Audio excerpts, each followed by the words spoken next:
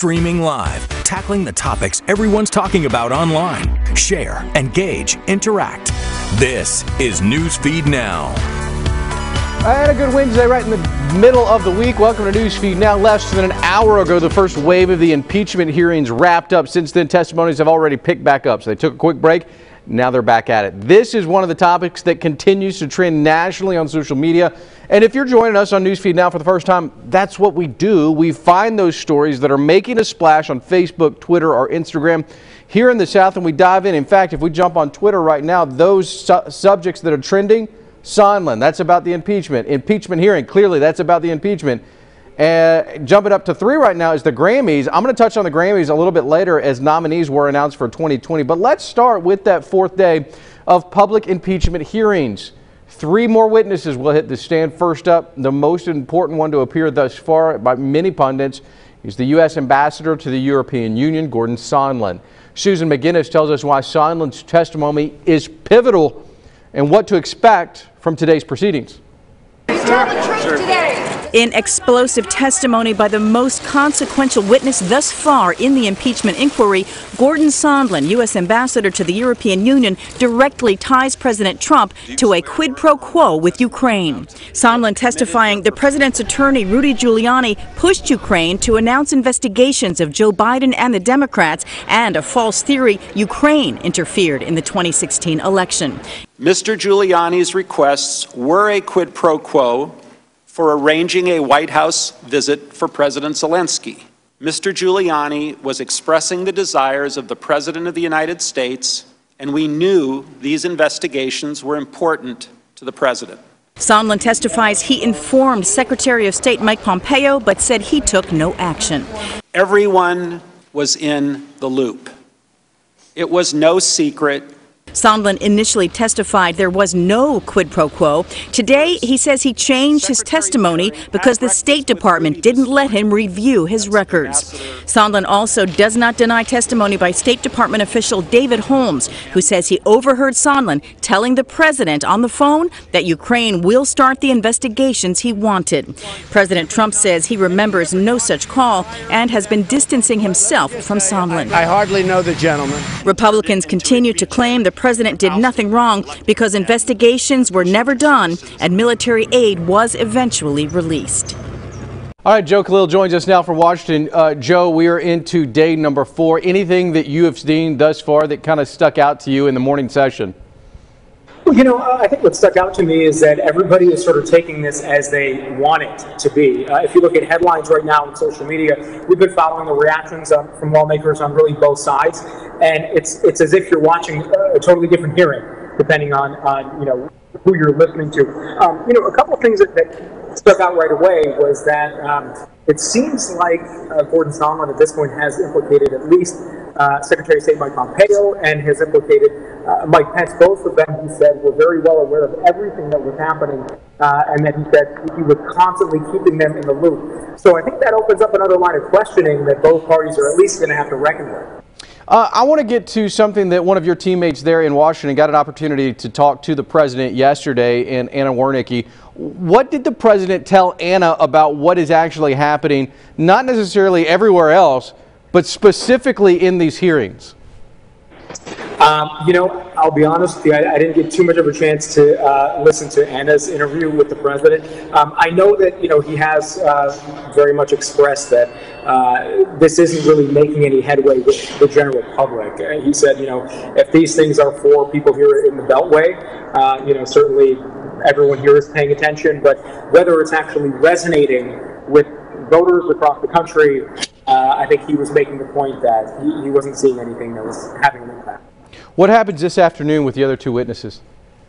So that's going to be interesting, and I wonder if, obviously the big witness today was Gordon Sondland. I wonder if there are questions from his testimony that are going to go toward them now, because again, we have new questions about whether or not Secretary of State Mike Pompeo knew what he knew, and also the Vice President, both of whom have been relatively quiet about this. We saw Secretary of State sort of divert questions, away from the hearing a couple of days ago. So I think in the next round of witnesses, what we're going to see is people sort of probing to see, what else might have been known in the highest circles within the administration. All right, Joe, good stuff. Thanks, buddy. Appreciate you taking the time here on Newsfeed Now, live from Washington. Moving on to Tennessee, a local deputy is a hero after stopping a teen from committing suicide. Of course, now he is a hero, but he's really not saying he is that heroic because he believes he was just in the right place at the right time. Here's Andy Corden.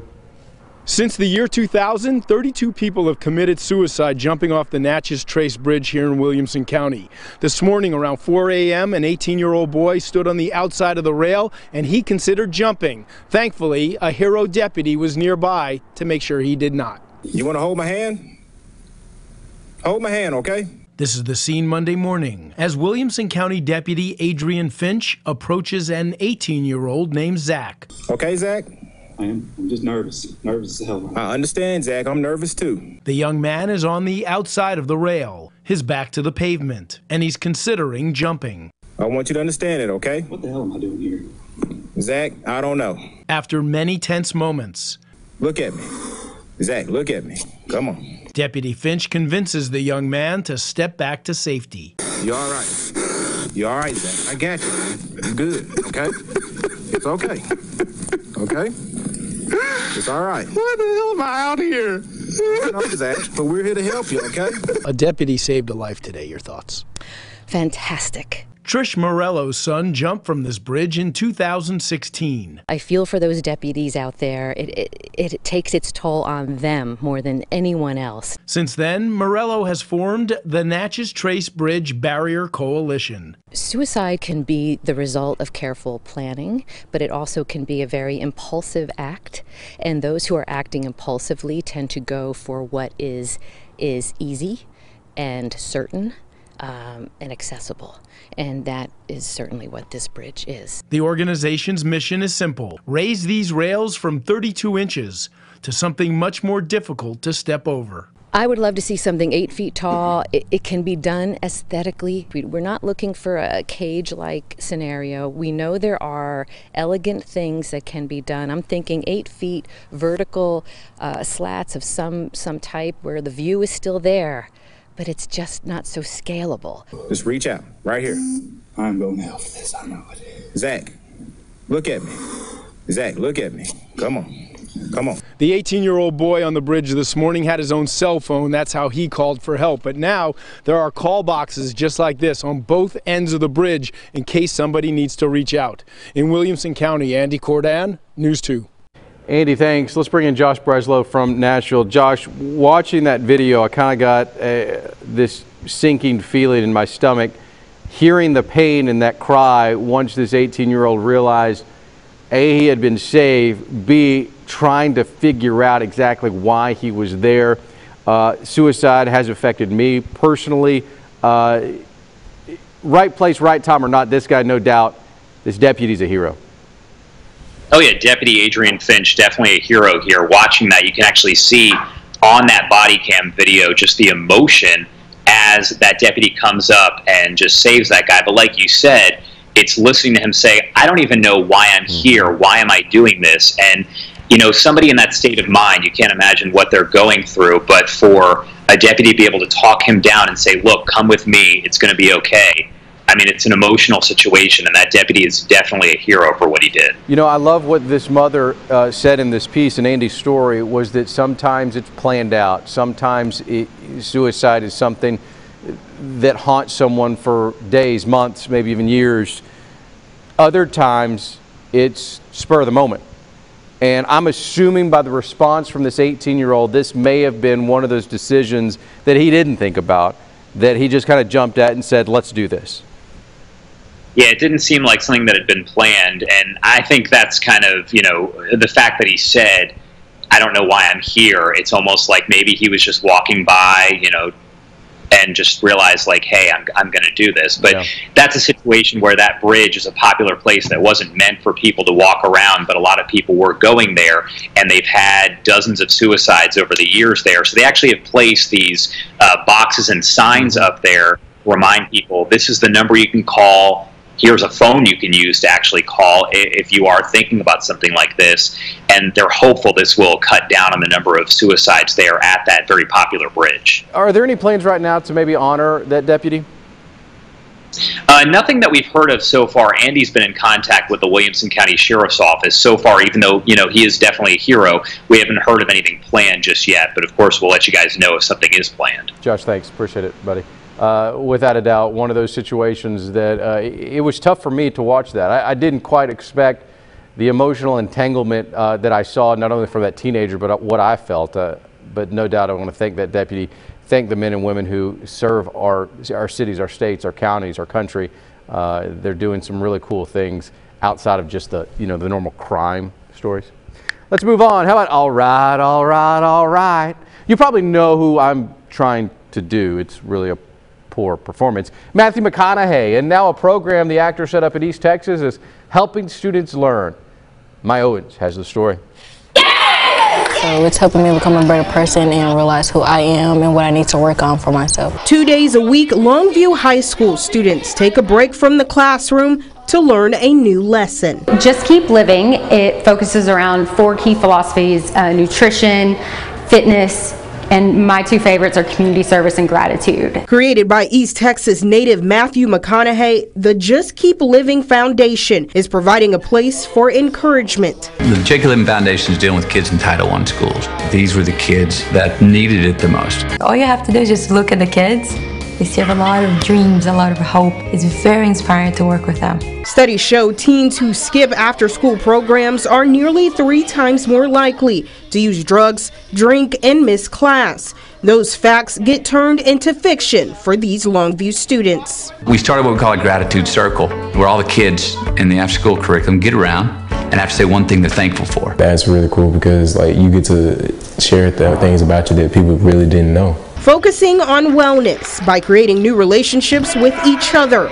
If friends could become family, these girls are sisters. They are my family now. I literally call them my JKL family. My favorite part is probably meeting new people. With a growing concern that students are spending more time looking at phones and computers, this program is cracking the screen, creating a breakthrough for fitness and health. We exercise a lot. I would like to get more fit. I just want them to change a few small habits in ways that they can, in ways that they find are enjoyable to do. With exercise and help from Chef Hill, students have the opportunity to learn more about healthy eating. The goal is simple: to encourage these students to thrive in every aspect of their lives. Your life journey, it goes into either 2 directions. You can be on a really positive path where you're really making great decisions that could affect the rest of your life, or you could go down a different path. So we've had some come forward and say, you know what, I was hanging out with the wrong crowd. Now I'm doing this.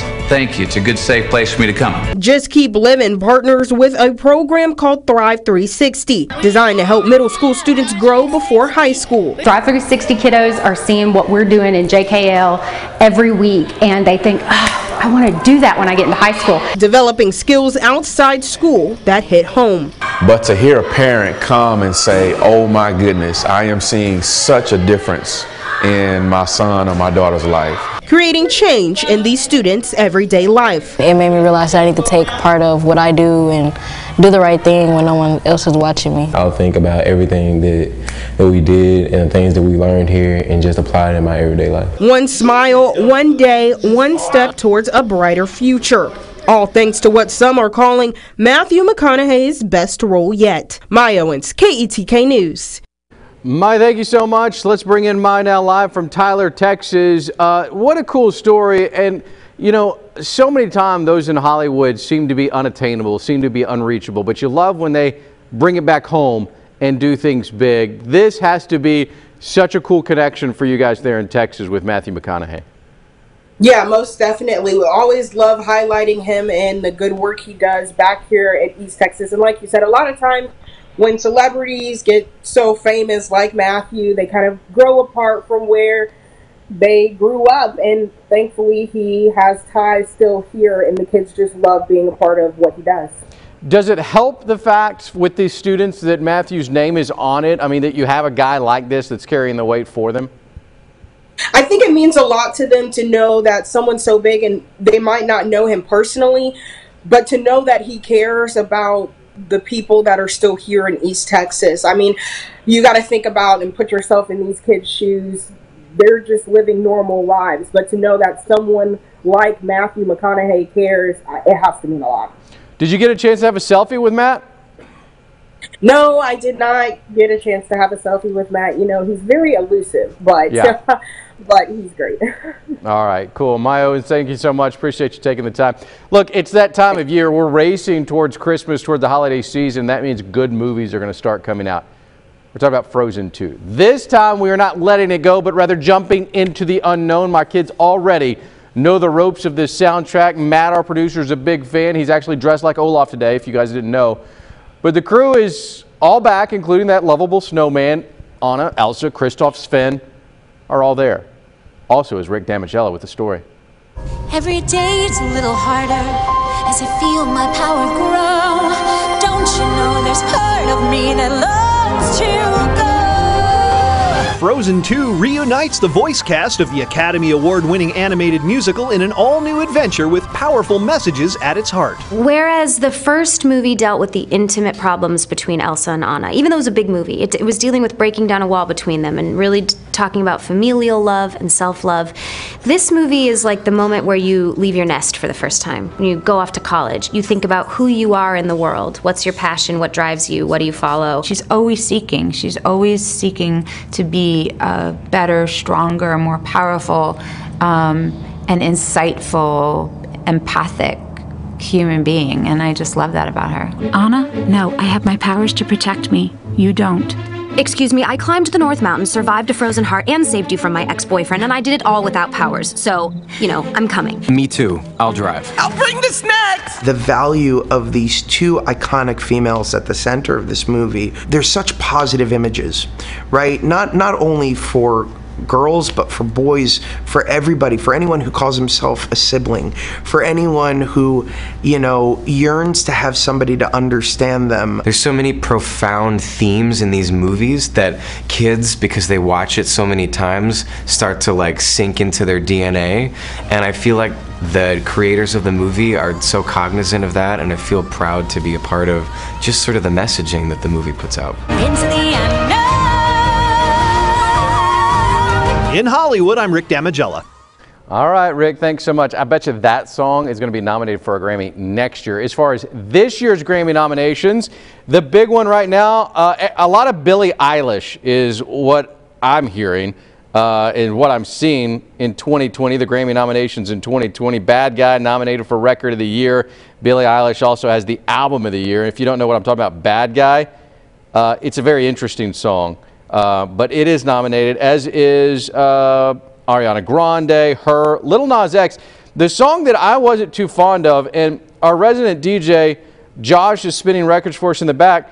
I did not like Old Town Road. I'm not 100% sure how it's nominated, but it is for a Grammy. Interesting stuff. Also, Truth Hurts, another hot song from Lizzo. Lizzo has just as many nominations as Billie Eilish, I believe. That's all the time we have for this edition of Newsfeed Now. Have a fantastic day. See you tomorrow.